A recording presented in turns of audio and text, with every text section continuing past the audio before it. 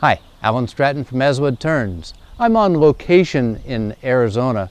So for this project I picked an Arizona theme, a saguaro cactus. So this I'll call a necklace holder. But it really for me was an exercise, one in a turning that is cut and bent after being re-glued, and also an exercise, since I'm on location and didn't have a drill press, of drilling on the side of a turning on the lathe. Not too bad in the end. So here we go with a saguaro cactus necklace holder turned on the lathe. I'm using maple salvaged from a friend's tree. It has dried for about 6 months and feels quite dry. It will be dry enough for this project. I've already roughed it down and mounted the timber to a 4-jaw chuck. I started with a gouge, then switched to a skew for some skew practice.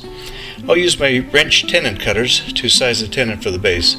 The cactus is not uniform, so I'm just having fun with shallow coves.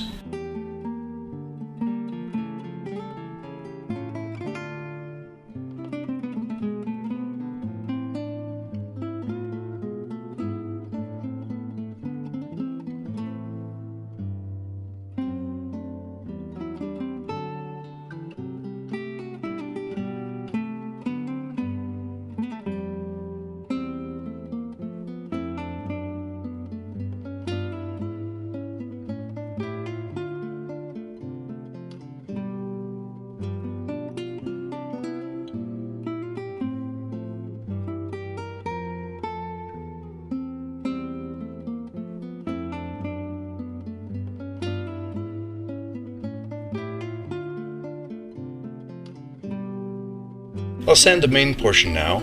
After parting off the top of the cactus, I'll sand the top, then stain and finish the segment at this time. The green stain is an alcohol-based dye, followed by shellac friction polish.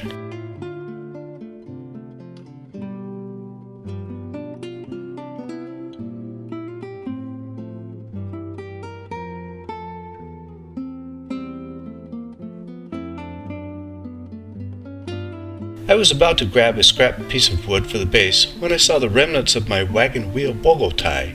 I decided it could make a nice base for the cactus and add a little to the Western theme. Keep all those scrap segment pieces. You'll never know when you can use them. All I need to do is to shape the top with an OG curve and start to part off the bottom from the faceplate. I'll make the base concave so that it will sit well. After finishing the top surface, I'll finish parting it off. Now for an arm for the cactus. I've chucked up another piece of maple and off I go. Again, I'll start with a gouge, then switch to a skew for a smoother surface. There's a little knot at the end that I need to get rid of. Whoops, the wood came loose as I parted off the end. I'll cinch it back up and continue. One thing to note when using a wrench tenon cutter, the tenons will be slightly oversized. It never hurts to check them before relying on the size. Then, more skew practice with shallow coves.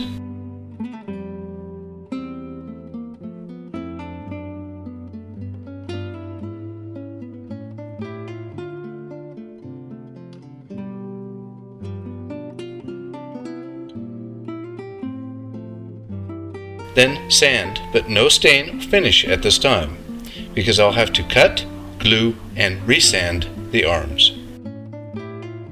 For safety when sawing the arm, I've taped it to a scrap piece of wood on both sides of the cut. Then glue the arm back together again, aligning the short sides of the cut where it would be difficult to sand later. This is something I learned from Mike Huzzeluk. I also turned a short cactus bud. Now for another arm for my cactus. Same process here as the first one. Start with a gouge, then switch to a skew. I want to size the tenon early in the process.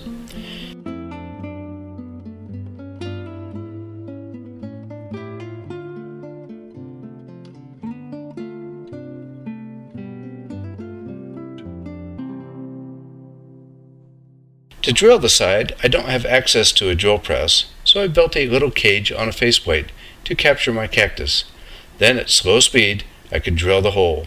Then partially dismantle the cage, move the cactus, and reassemble to drill the second hole. Finally, I'll sand the corner on each arm, first with a sanding disc on the lathe, then followed by hand sanding. Voila! A saguaro cactus necklace holder. In one sense, a simple project, but one in which I wanted to try cutting and re-gluing pieces together. I probably did not need to drill the armholes on the lathe, but I wanted to try it out. I think there's a lot of possibilities in cutting and re-gluing pieces together. Please click the like button on this video and subscribe to my website and YouTube channel. Always wear your face shield. Until next time, this is Alan Stratton from As Wood Turns.